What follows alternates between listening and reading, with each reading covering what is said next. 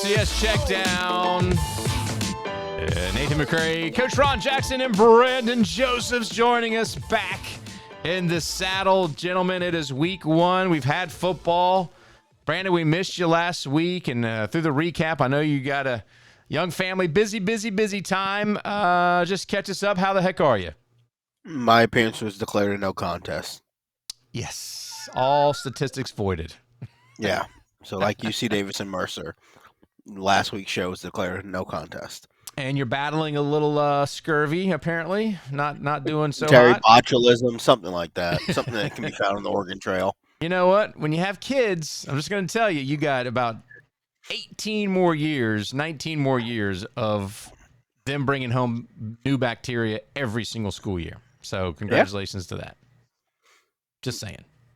You know, live with allergy and sinus pills and cough drops. That's just in my blood now constantly. Yeah, keep them in your car, keep them in your pocket. Coach Jackson, how the heck are you? It was great seeing you. Great job this weekend, and excited about week number one. How the heck are you doing?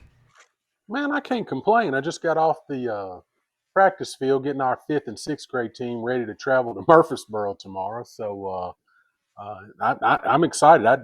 Couldn't ask for a better thing to do. Well, it is football season, and we're going to jump right into week one, and we have all agreed that we are woefully unprepared for this, as there's teams that we've never heard of before and some teams that it's one of those things where, Brandon, you have these FCS weeks, and I appreciate the fact that right now that's the way things are, and these are money games for these schools, which likely may be going away soon. But just kind of looking up and down the schedule, I'm not really thrilled about some of these matches. There's a couple maybe, but for the most part, Montana State, Oregon, maybe. I don't know. What do you feel about this week one FCS stuff? Yeah, it's really tough because you have week 0, and then you get a couple of really, good matchups where you get all eyes on the FCS landscape, and then you go into this, and byproduct. And listen, these FBS schools call it charity games. They know they're going to cut a charity check, get the W, and we'll see if some of these games even get played the full 4 quarters, or if they have running clocks or things like that over the course of the game.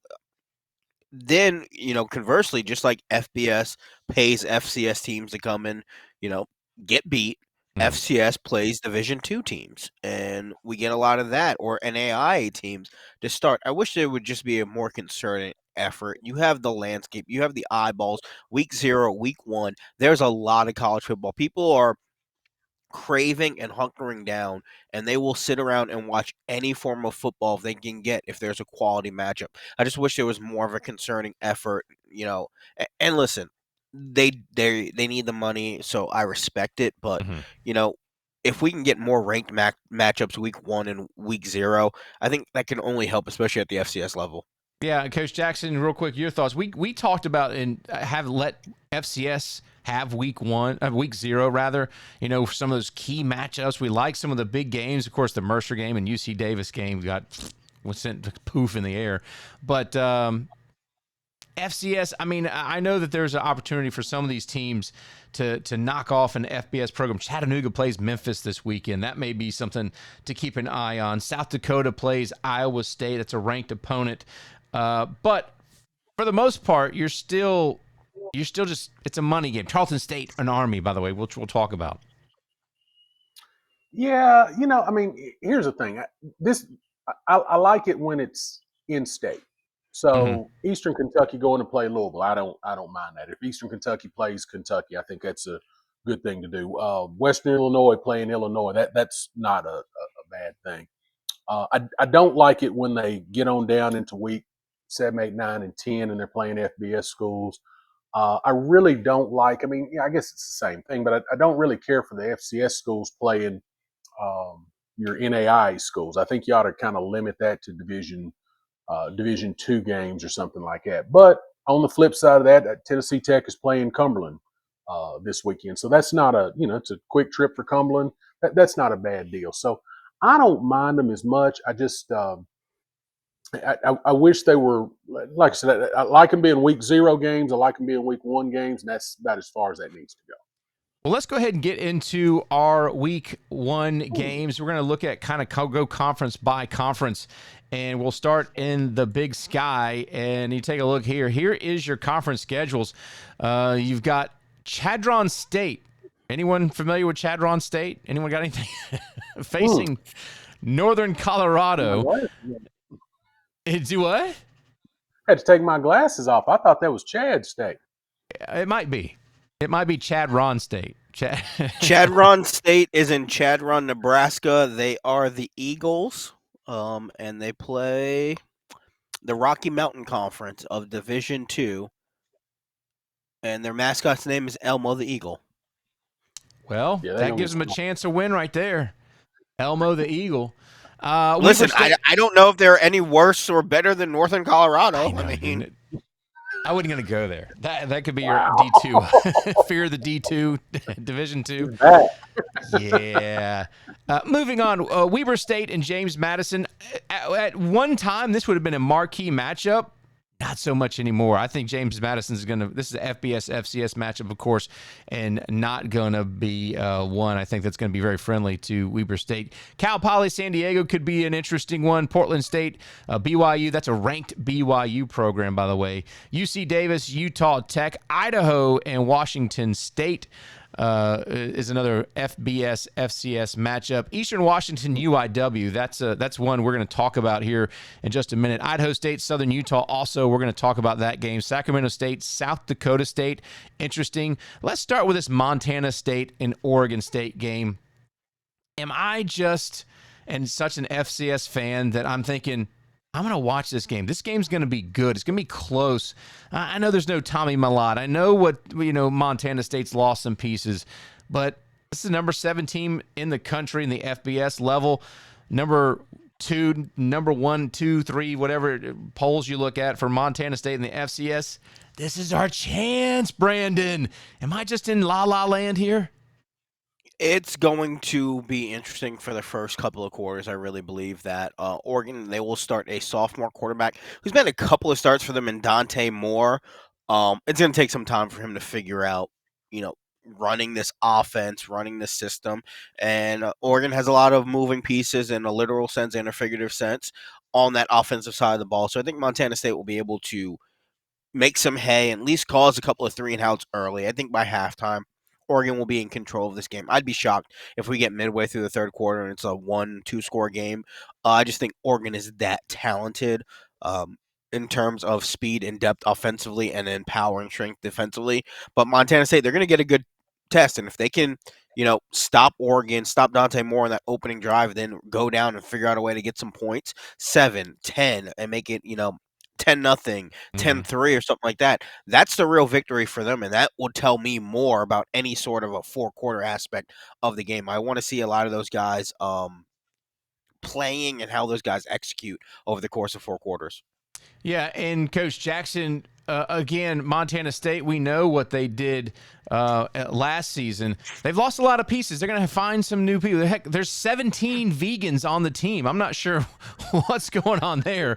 But what do you think? Is this la-la land kind of thinking that there might be a chance that Montana State knocks off a high-ranked FBS opponent? Yeah, it's deep in la-la land, too. It's 2 or 3 Okay. turns. And okay. I'd feel better about it if it was last year. You know what I mean? Yeah. I'd feel better if Montana State was rolling in with the group that they had last year, not knowing much about what they have coming back. That a lot of unproven starters going to be starting against the number 7 FBS team in the country. So I look for it to get ugly pretty quick. It's one of those. I hope it stays close. I just don't think it will. All right, let's look at the game just below this one, Sacramento State and South Dakota State. Again, you've got a team at Sacramento State that has high ideals. They've raised a lot of money. They have FBS ambitions. If they want to kind of recover from what last year was, where they just completely fell apart, this is a game that they circled on their calendar and said, all right, we need some credit. This is the bank we can go to. If we can knock off a South Dakota State, they're Gone is Gronowski. They've got a whole new coaching staff. They've got all kind of stuff going on. Coach, I'll go right back to you. Sacramento State, South Dakota State. What are you thinking about this one? It's Sacramento State's chance.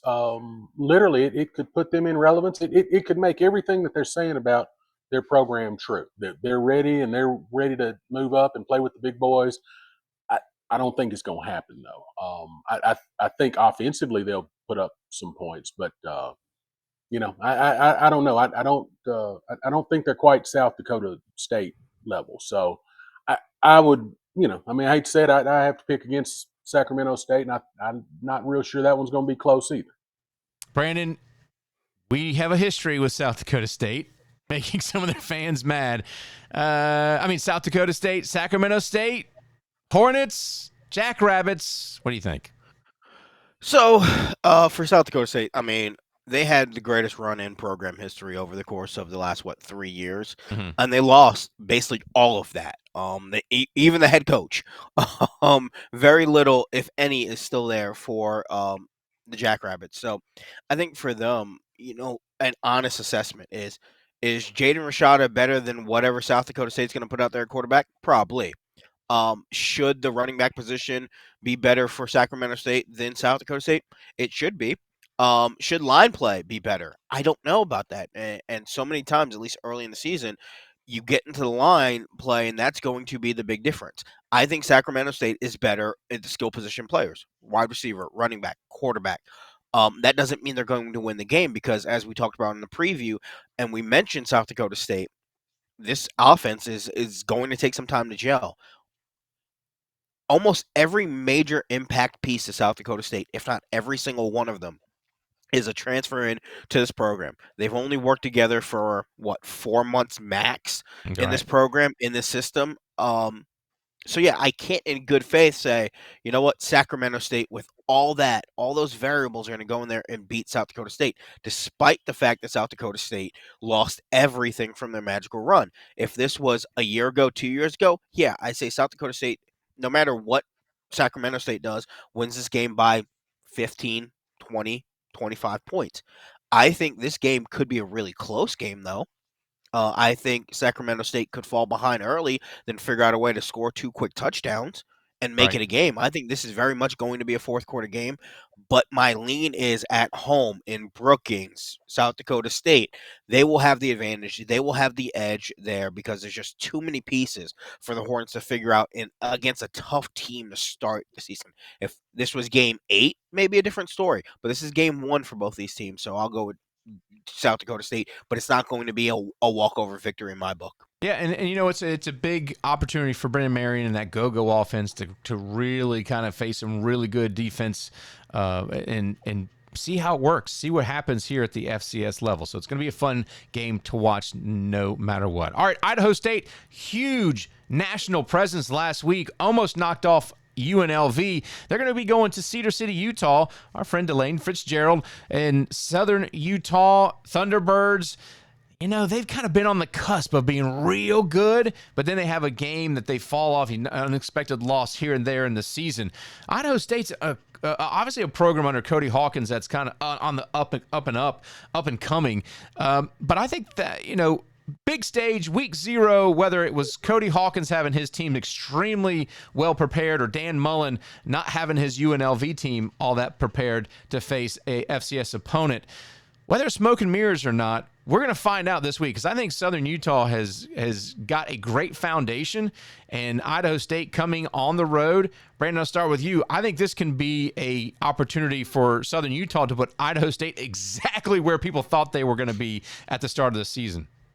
So the thing is about the Idaho State UNLV game, that game was moved from week 3 to week 0 on fairly short notice because, boxing is still very important in Las Vegas and UNLV isn't important in Vegas, and they get to use that stadium, for pennies on the dollars just because that was part of getting that stadium built. So I think the advantage was to Idaho State. They had nothing to lose, and they were able to trick themselves in that mindset. Their quarterback threw 3 interceptions in that game. You don't beat anybody with 3 interceptions. with that said, Dan Mullen and UNLV, they did not look very good. They had a lot to figure out at the quarterback position. Haj Malik, not Haj Malik has left the program. They have Alex Orji, former Michigan product. They have Colin Drea, which we saw at the FCS level that went to Virginia and got benched there. I think there was a lot of UNLV trying to figure things out. And Idaho State was able to take advantage of it. They're going to go on the road. They're going to play a Southern Utah team, and there will be a hangover. Cody Hawkins is going to have to convince his team that, you know what, we were close. We'll take the good things out of that. We'll scrap the bad things. But the overall sense in that locker room was, if we didn't throw one more interception, one more stop defensively, we could win this football game against an FBS matchup. So many times we've seen this. They expel so much extra effort to try to win that FBS game. The next week there is a letdown. I think there'll be a letdown here, because Southern Utah is a very good program, and I think Southern Utah will take advantage of it and get the victory. All right, Coach. You've been to Cedar City. You've been around. You've seen that Southern Utah program under Delane Fitzgerald. What are you thinking about here? I've had a chance to see his program twice in the last 5 years, and one of the things I always say is they're good at everything. They're not great at anything, but they're good at just about everything. Now, they lost their running back, Targy Langston, I believe was his last name, but they're well coached. Cedar City's a tough place to play. You are going to get it's a long trip. They got good fan support. They're going to throw loaves of bread at you at halftime. I agree with Brandon. I think it'd be hard for Idaho State to catch lightning in a bottle twice. I think that they played good against a not very good UNLV team, and they're about to play a good Southern Utah team, who I believe should be one of the sleeper picks in the UAC. And I think I got to go with Southern Utah. Okay. I think it's definitely going to be a matchup that people should be paying attention to. That Southern Utah team is good. UAC, they're making a move. Obviously, they're going to be changing conferences, so see how that goes. But it's going to be fun. All right, another matchup that is in the Big Sky. You've got Eastern Washington. They're going to be going down to San Antonio, Texas to face UIW, who looked absolutely awful this past weekend against Nicholls State. And they're the number 4 team in the country. And Eastern Washington, Kiko Vesperis, gone. Great quarterback. He gone. You got to wonder what's going on with this Eastern Washington Football Club, Coach Jackson, because this was a once proud program. We've talked all about this program. When they're good, the FCS just seems to be better. They're that kind of team. Aaron Best is the head coach there, well respected. But what's going on with Eastern Washington? This is going to be a big contest for them, and a very big challenge going on the road all the way down to San Antonio, Texas to face a UIW team that is pissed. They're not happy about their performance, and I guarantee you the players for this week in practice are feeling it.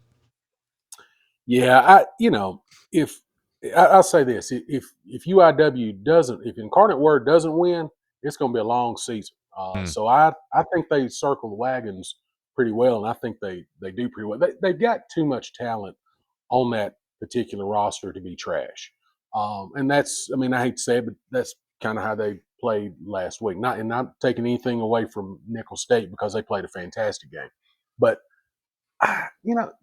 Eastern Washington's just such a misnomer over the last couple of years. I really can't, in good faith, they're going to have to show me. So I'm going to have to go with Incarnate Word, and it could be big, because they got a little bit of the red tail right now, and I'd say they want to impose their will against their next opponent.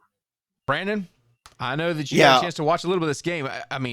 That was embarrassing by UIW, a nationally ranked team getting thumped like that by a conference opponent in week 1. Come on. And they had every opportunity to win that game. They would get the ball down inside the red zone and throw interceptions. Richard Torres played horrible. If Richard Torres has that type of performance again, I don't think he's the quarterback for UIW moving forward to that point. The fact that they were able to get critical stops when they needed, and by no means that Nicholls did what they need to do to win the game, but by no means did they necessarily, I would say, dominate or impress or look like they were the better teams at time. I think it was more the case of Incarnate Word couldn't get out of their own way. At times, Incarnate Word couldn't hit water if they fell out of the Titanic. They would be the best friend that you could have on that ship. So I think they play better. They have to play better, or else the season is lost. If they go down 0-2, I mean, I don't want to make a correlation to anything, but this would be, Florida State last year, a 2-10 year where it just doesn't look like it belongs. It doesn't look right. This has to be the market correction game for Incarnate Word. If they could have that against Eastern Washington, I think that's more of a statement about Eastern Washington. And you mentioned the loss of the quarterback. How many times did they rely on the quarterback to score points because they couldn't stop a runny nose themselves? So I think for Incarnate Word, the recipe is there, and I expect them to win this game by 2 scores. I expect them to score first and lead throughout. Because why? They need to if they want to be taken seriously. If they lose this game, they should.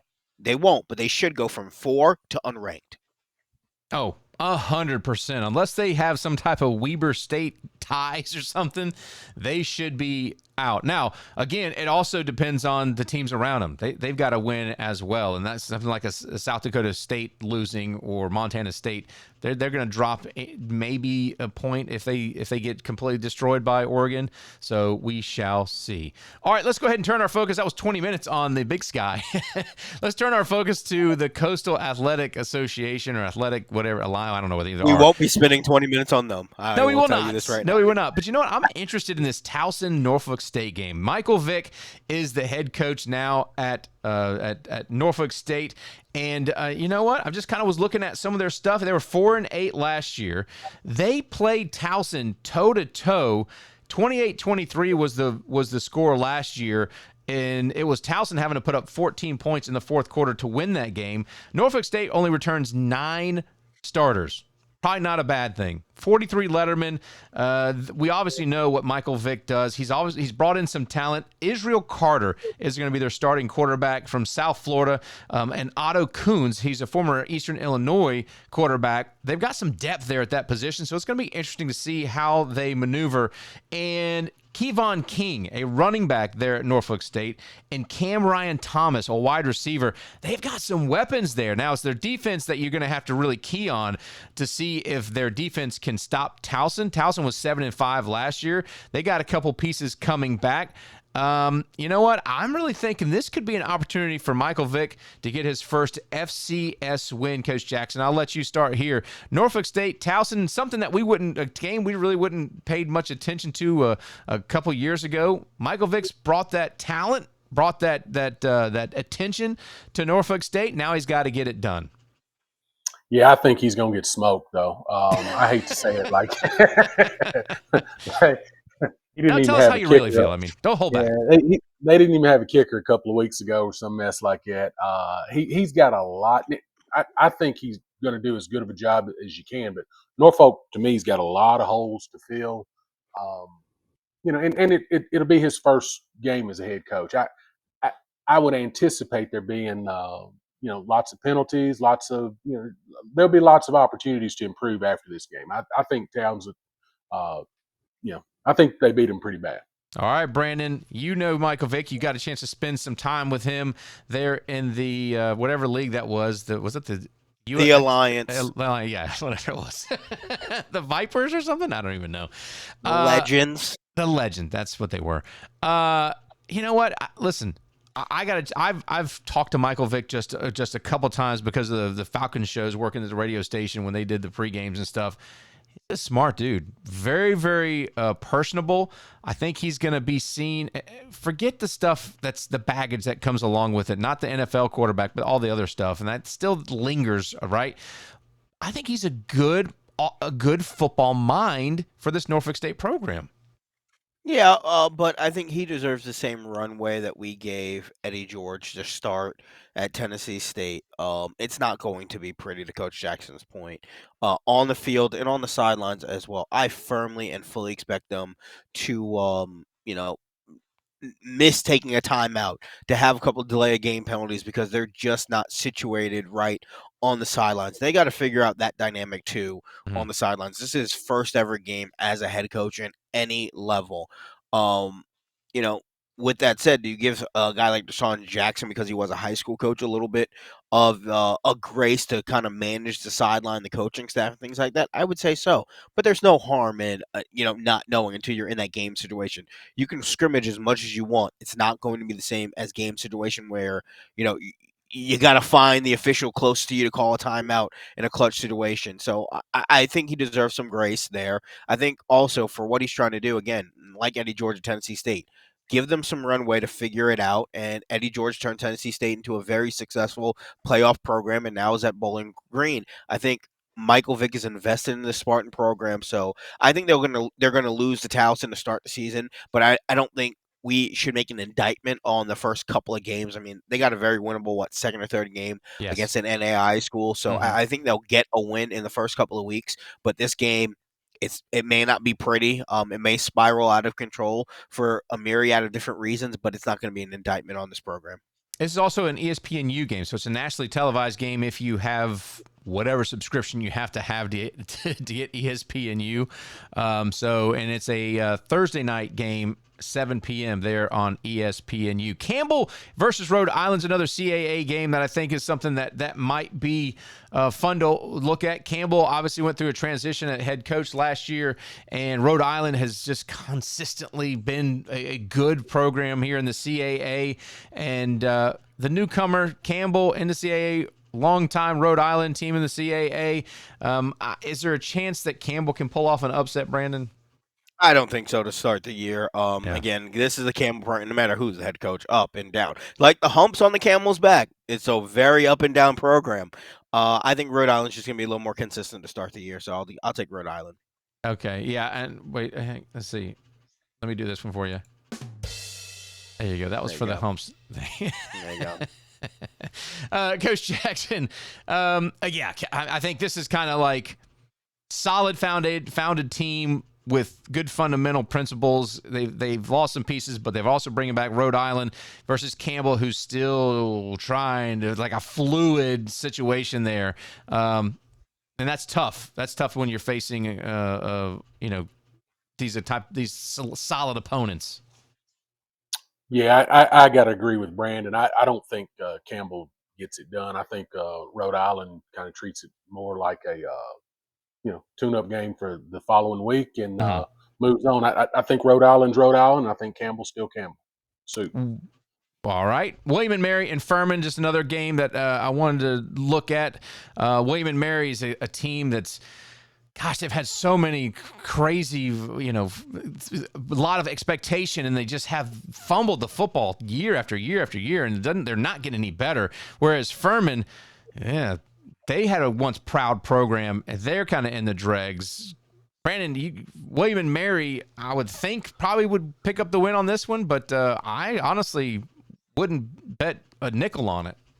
Yeah, I think William & Mary, Mike London prides himself on winning big games, but William & Mary hasn't won big games recently. Mike London is a very good coach. I don't know what the problem is with William & Mary. It's been over the past couple of years for them. Pulled up their schedule from last year. The loss to Coastal Carolina, that's fine, whatever. But they lose on the road to Towson, on the road at Stony Brook, and then they lose to Richmond in the playoffs. And also they lose to an Elon team at home. They got to have it games is the big problem, I think, for me and William & Mary. I think they'll win this game. Like you mentioned, Furman is not a team that is on the level that they were almost 8 years ago when they were in the playoffs and they could win the conference. They're not there anymore. But the thing that's scary about me and William & Mary is they struggle on the road a lot, even in games that they win. They're not a team that steps off the bus on the road and can beat the brakes off of somebody. Mm-hmm. I don't know if we'll see that from the Tribe. I think they win the game because, no disrespect, they have the better coach, better staff, and better talent, but it's no guarantee to start the season. Yeah, I mean, it's a tricky one for those teams that are trying to pick up those first wins, and we shall see. It would be a big win for Campbell. New Hampshire playing North Carolina Central, who looked great, by the way, against Southern. Facing a New Hampshire team, New Hampshire traveling there to North Carolina. This is a matchup. I don't want to spend a whole lot of time. Just Coach Jackson, thoughts, New Hampshire, real quick on NC Central. Of course, when you're playing MEAC SWAC, sometimes you're not sure where the Southern's experience is and talent level is. New Hampshire's going to be a really good football program. What do you think here? Yeah, I think New Hampshire's going to win. I think they need to stay away from the racetrack. It's across the street from the campus. Okay, good. Brandon. Yeah, I think New Hampshire may be a little bit better. By no means is that disrespect for North Carolina Central. They're going to beat a lot of teams. They're going to win a lot of games, and they may be playing in Atlanta at the end of the year inside the bigger stadium, and rather than the outdoor stadium in the Celebration Bowl. But yeah, I just think New Hampshire's a playoff caliber team, and North Carolina Central isn't.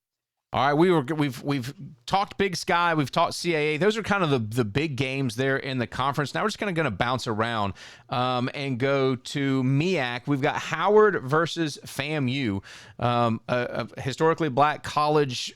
A great matchup here for the MEAC and. Coach Jackson, we'll let you start here because I want to hear. I'm kind of thinking I know where it's going to go, but. Howard had some big wins last year. Had some good wins last year. Oh, there he goes. All right, first time on video, Coach. Howard at FAMU. My daughter graduated from Howard, and they are the real HU over whatever that other school, Hampton, or whatever that is. My wife is a proud Rattler, and I've been married to my wife for 29 years, so I'm going to go ahead and tell you that the Rattlers will strike and strike and strike again. So yeah. I think they're going to beat them pretty bad. Oh, really? You think it's not even going to be close? Well, yeah, I don't. I've when my daughter went to Howard, we had some of the football players move her into her dorm room, and the defensive line looked like they were cornerbacks. So I think it's about the same thing. They don't have a whole lot of size. So yeah, I think it's going. I don't think it's going to be close. I think Fam runs them. All right, Brandon, what you got? Yeah, Howard still had some turnover on the coaching staff and the position coaching rooms. I think that's big. That's big at the FCS level. I think FAMU is probably more talented. Yeah, I'm gonna say FAMU. I don't know if it's gonna be a huge margin, but I think FAMU has more talent on the field on both sides of the ball. So I'll take the Rattlers over the Bison. All right. I think that's going to be interesting. All right, next game we're going to talk about is in the OVC. It's Gardner-Webb versus Western Carolina. So it sounds like a pretty good matchup here. You've got Gardner-Webb, kind of an up-and-coming program, second-year coach. They did some good things last year facing Western Carolina, who were they a playoff team last year? I don't recall if they made the playoffs. They were not yet. They were on the cusp of making the playoffs, and they had a couple of bad losses. They had that hurricane came through also that really devastated that area. Hopefully they're on the mend from that. Gardner-Webb, again, young. It's kind of like that Campbell Rhode Island game. Gardner-Webb on the up and coming, doing some things, but still fluid, where Western Carolina has been a very solid program for the last couple of years. Brandon, I'll let you start here. Yeah, I think Western Carolina, we saw, and I was really big on Western Carolina the past couple of years. I think it's been a little bit of a letdown for Kerwin Bell. Do they have the talent there? This is going to be a team that, as they go at the quarterback position, I think will be the determining factor for them. Just pulling up some notes on them. I think they should beat Gardner-Webb. This is going to be tough for them because when we saw this last year with multiple quarterbacks under center for the Catamounts, when this offense doesn't flow, when this offense doesn't work, the defense is not built to spend an exorbitant amount of time on the field. And I think that's going to be the scary part for Western Carolina. If you tell me they're going to play a little bit better like they played later in the year, especially at the quarterback position, rather than they played early in the year, then yeah, I think Western Carolina can win this game by 2 scores easy. But there's no guarantee to that. But just for the pure, belief that Kerwin Bell and a good quarterback can win a game, I'll take Western Carolina. Yeah, and I think I agree with you. Kerwin Bell has brought that name recognition to Western Carolina. Just hadn't really put it together. Gardner-Webb had some good, close football games last year. Their offense scored a lot of points, Coach Jackson. What are you thinking here? I know Kerwin Bell has only played against Gardner-Webb once, and he lost. Gardner-Webb's got 4 offensive starters coming back, 7 offensive starters coming back. They lost 4. They got 5 defensive starters coming back, and they lost 8. I like Coach Bell, the way he runs his offense. I think he's got some super talented special players. Where's the game at? It is at Western Carolina. It's in Cullowhee. If it's in Cullowhee, I'm going to give them the home advantage. I think it'll be a good game, but if it's in Cullowhee, there's a couple of turns that you can take in Cullowhee and end up in another country. So I think Gardner-Webb makes it to the campus and everything, but it'll be a close game, but I'm going to go with the Catamounts. They've got If you miss a right turn going to Cullowhee, you end up at Cherokee, which is Harris Cherokee. So, you could end up in a very good mistake. Speaking of there's a right losing turn some going money. There's a right turn going to the stadium. If you miss that joker, you're going to end up 20,000 feet straight downhill. Hey, Gardner-Webb does list Nate Hampton as their QB1, 6'6", 240-pound graduate transfer out of Liberty. He's going to be under center, but they also will have Cole Pennington also getting some snaps there. He's a transfer from Marshall, so they've got some experience there. I'm thinking maybe Gardner-Webb keeps this one close. We'll see how this one goes on Saturday. Or is that a Thursday game? Doesn't matter. Saturday, yeah. In the Patriot League, Richmond versus Lehigh. Interesting matchup. Lehigh, very, very good program from last year. Richmond seems like they're building their program back. They jump out of the CAA. They said we're popping smoke, getting out of there. It's not CAA is not what it used to be. And so new conference, new opportunities, new opponents. Lehigh is a team that I think that a little bit surprising. We saw them, and they're ranked in the top 25 in most polls this year. Richmond's going to have their hands full with this Lehigh team, Coach Jackson. I'm really interested in seeing how this team faces a Richmond program that's bigger name recognition. They've got some experience behind them, some veterans coming back. Richmond and Lehigh, I think this is a good one. I think it's a good matchup. The bad part, or I guess the good part is they seem to match up fairly evenly. I don't know who's got the better offense, who's got the better defense. I think the score is probably going to be 13-11 or 17-14 or something like that. Neither one of them are offensive juggernauts. But the only thing I'm going to disagree with you, Nathan, is on the pick. And I seen a friend of mine from years ago, Chris Richmond, today. So I got to go with the Richmond Spiders just because I saw Chris. All right, Brandon. Richmond also ranked in some of these top 25s. You got a ranked matchup, 14 versus 25, 22, 25, so depending. I really like this Lehigh squad. I'm leaning towards at home opening week. Think about Lehigh picking up the win. So the funny thing is, when you take a look at this schedule here for both these teams, at least for Lehigh, this may be the toughest game that they play this year. For Richmond, they got William and Mary to end the season, and they also play North Carolina. So there's going to be a couple of losses there for Richmond. But for Lehigh, if they win this game, they could very well be in the driver's seat, not just for the Patriot League, but also to run an undefeated season. There's a chance they will have some hiccups in there. I think to Coach's point, I don't see this being a crazy high-scoring game between these two teams. If this game is 9-6, that's a barn burner in some regard for these two teams. I think Lehigh probably has a little bit of an edge in this game. So I'll take Lehigh in there, but I very well could see this game, the first to score a touchdown. Potentially could be the difference in the game, and that could come off of a fumble or an interception in a short field. So this is going to be an X factor game for me, that the team that creates that X factor will capitalize and win the game. But if you're telling me I have to pick on paper right now, I'll give the edge to Lehigh. Yeah, it looks like Lehigh is going to be Hayden Johnson as their starting quarterback. They also have at tailback Luke Yoder.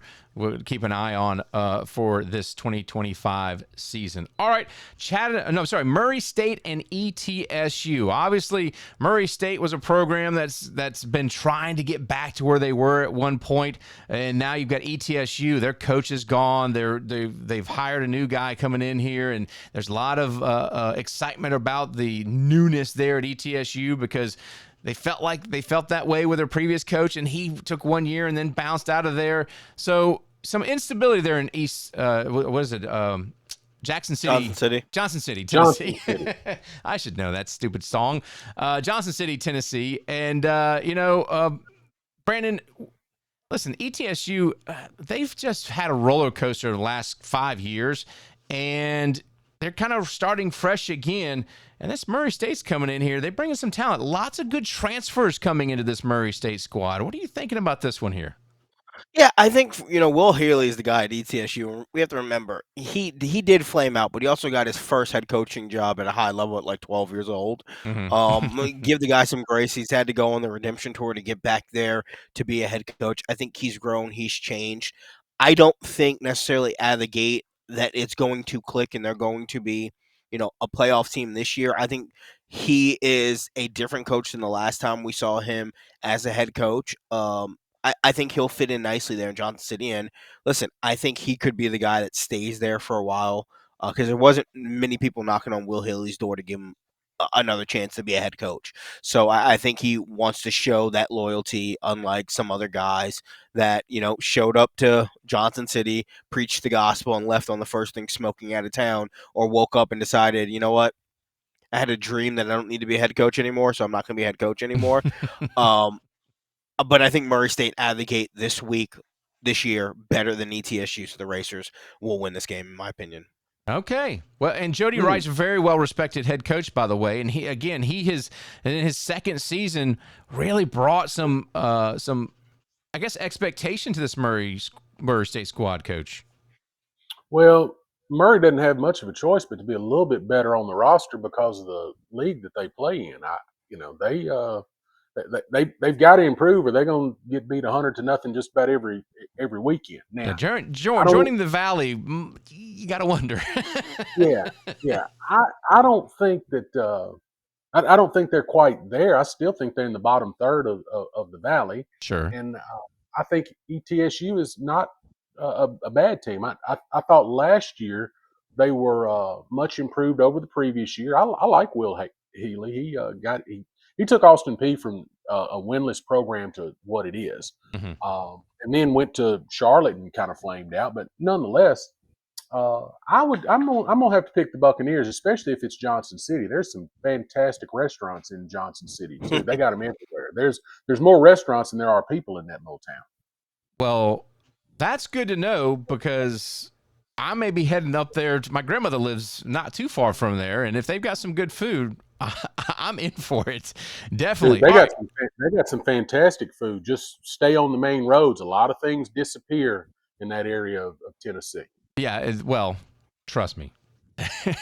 Trust me. Hey, all right, the last game I just kind of want to touch on briefly, we'll do some picks here, is Lamar at North Texas. This is a FCS FBS matchup. North Texas was 6-7 last year, 3-5.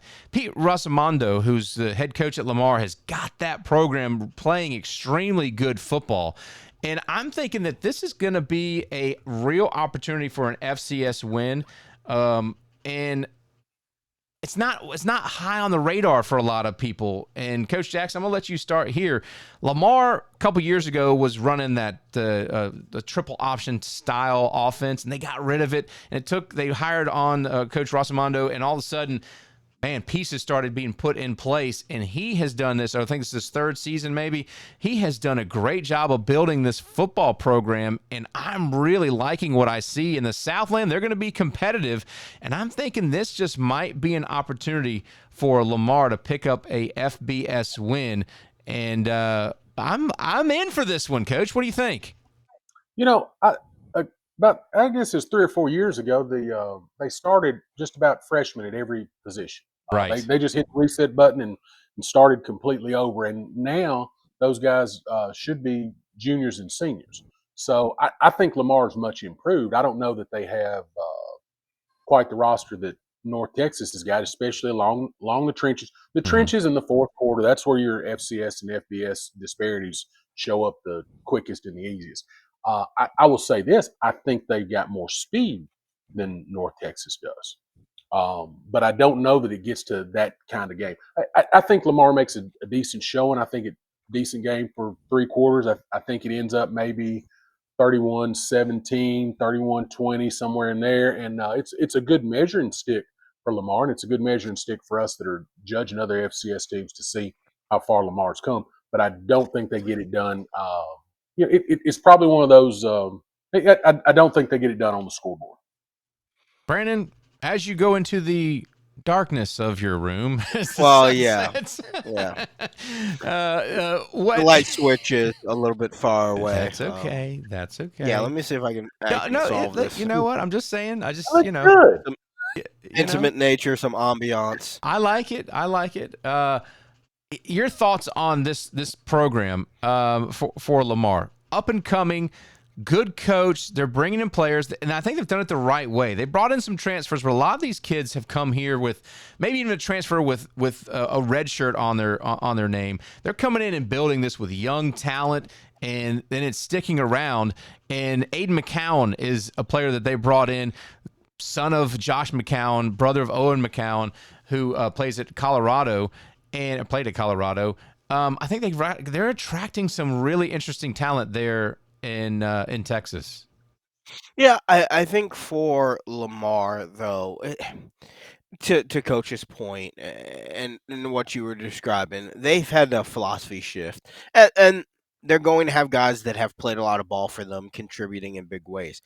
I think the potential is there for an upset, but I think North Texas is a little bit underrated in people's minds. I think that they are a team that could be, fourth or fifth in the American. Their quarterback is going to be Reese Poffenberger from we know him. Albany. So I think they have a quarterback back there they trust. I think that's been the big thing for Eric Morris and the Mean Green is they've had a lot of issues in the quarterback position there.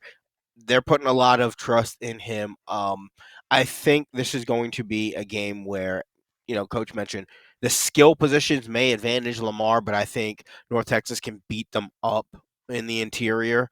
And I think it's going to be a game where pressure is constantly on Lamar in the pocket. So I think it's going to be hard for them to get consistent and sustained drives.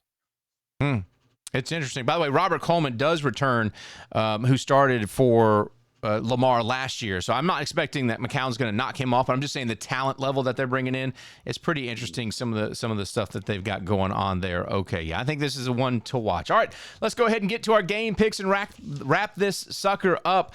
We're going to start with the Sacramento State South Dakota State game. Sacramento State South Dakota State game for our game picks, and take some notes here. Sac versus South Dakota State. Brandon, I'll let you start. Yeah, I think you. I'm gonna go South Dakota State. I don't think it's gonna be a huge margin of victory for the Bad Bunnies, but I think either this game goes one of two ways. Either Sac State blows them out, and this offense is something that they can't stop, or South Dakota State wins it by a touchdown that they end up taking the advantage in the fourth quarter. But it's going to be a full 60-minute game, I think, for South Dakota State, but I give the edge to them. Their system is a little bit more simple to replace guys in rather than bringing a whole transfer to learn and gel under the go-go offense.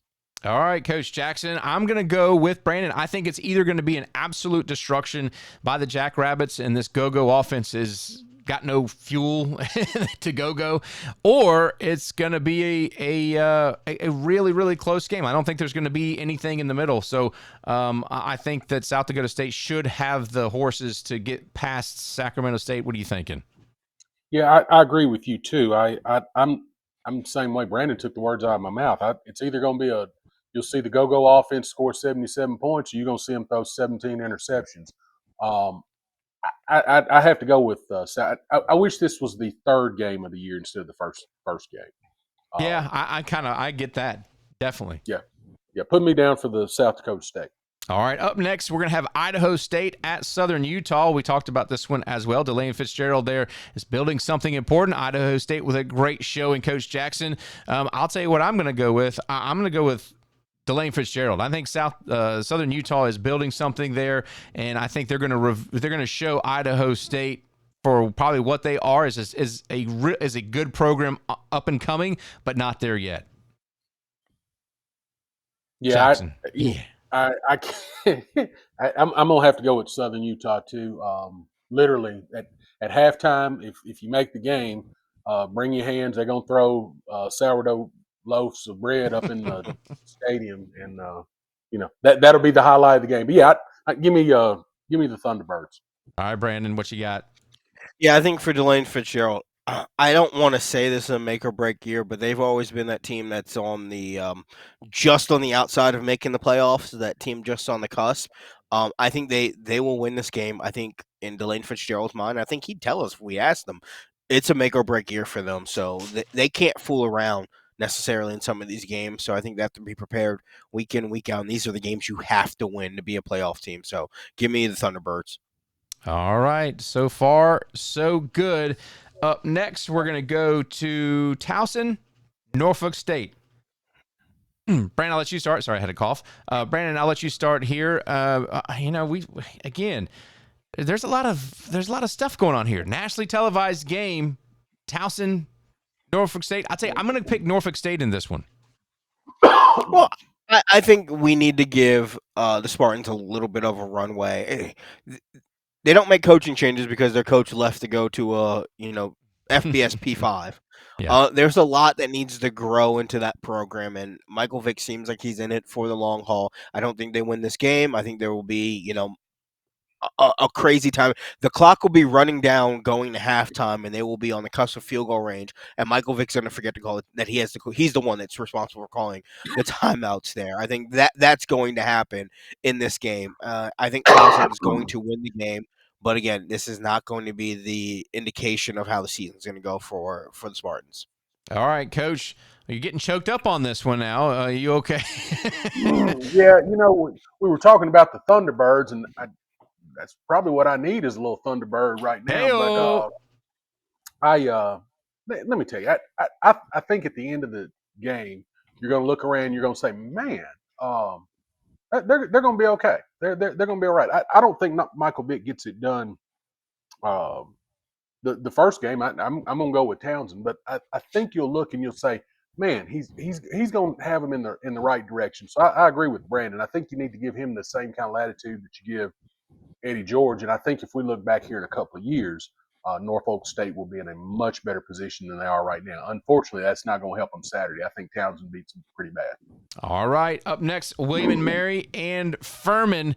Again, William and Mary, the team that you just kind of look at and go, this is a solid program. Furman still replacing some pieces.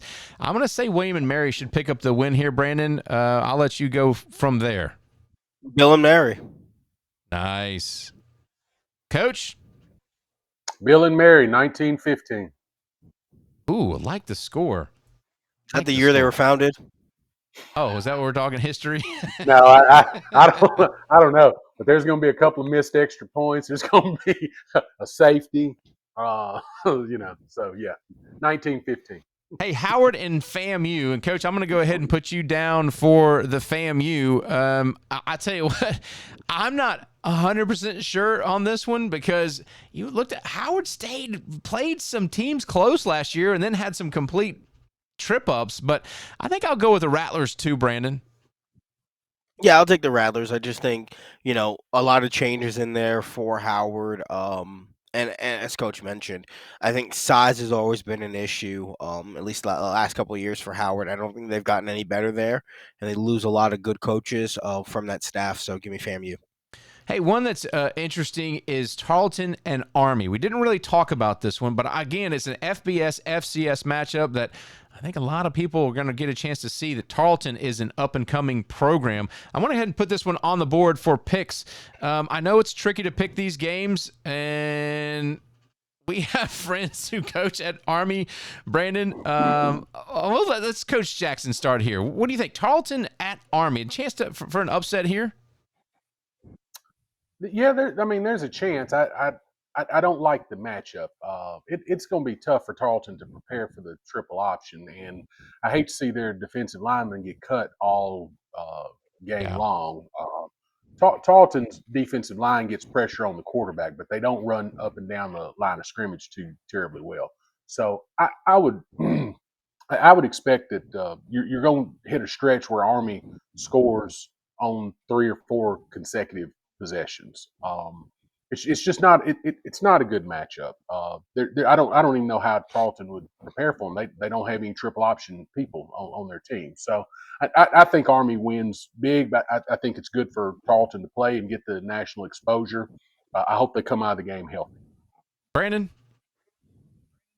Yeah, if Bryson Daly was there at quarterback for Army, I think it's no brainer. Army wins the game. Dwayne Coleman played a little bit at quarterback when Bryson Davis got injured.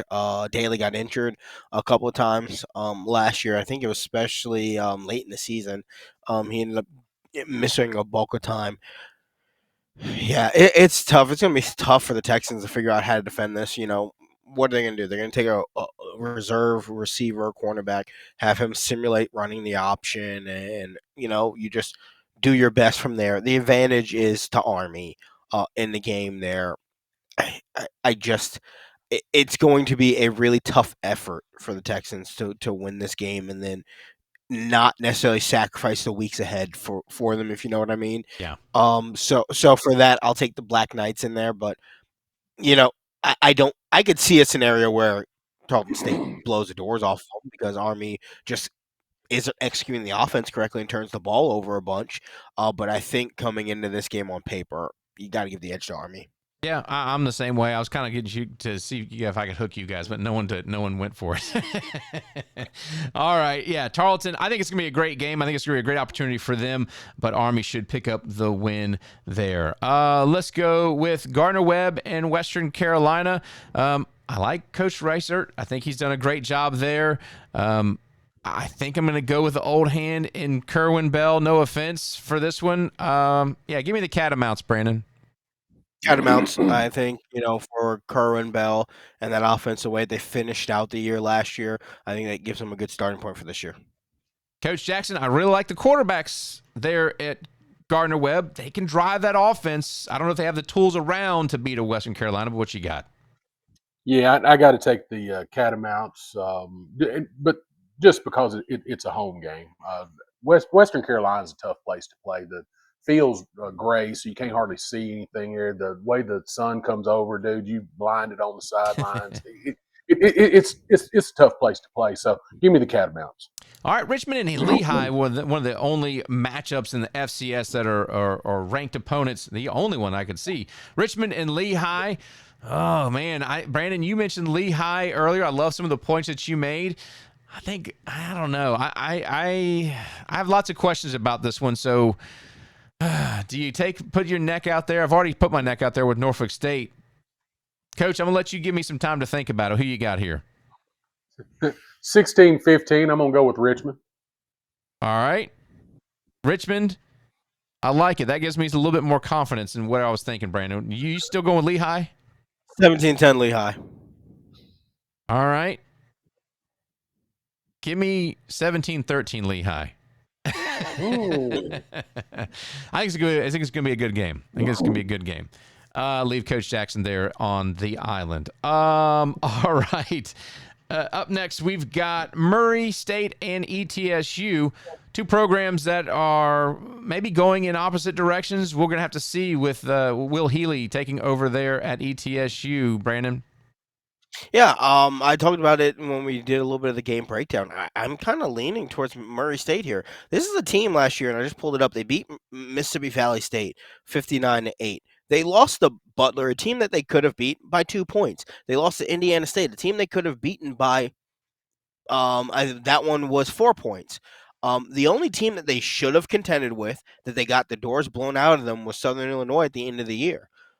So other than that, they played Missouri. That's not a winnable game for them. They played a 9th-ranked North Dakota, not a winnable game for them. A 21st-ranked Illinois State, not a winnable game for them. A number 1 seeded North Dakota State, then followed a number 3 seeded South Dakota State, then FBS Missouri State. They had an FBS roster, and then FBS Kentucky. So there wasn't very winnable games for Murray State last year. And then they won one, and then 2 others, they were within 1 score. I think for them, if they want to at least change the narrative that they're not the bottom feeder, they need to beat an ETSU team that I could see potentially being on the lower end or the bottom half, respectively, in conference play. if I got to put myself out there for one of these games, just give me Murray State over ETSU. And like I said before, I want to clear it up because for every South Dakota State fan that gets, a little, butthurt, there's ETSU fans that get the same way. Will Haley's a good coach. It's going to work out, and I think he's going to be there for the long haul.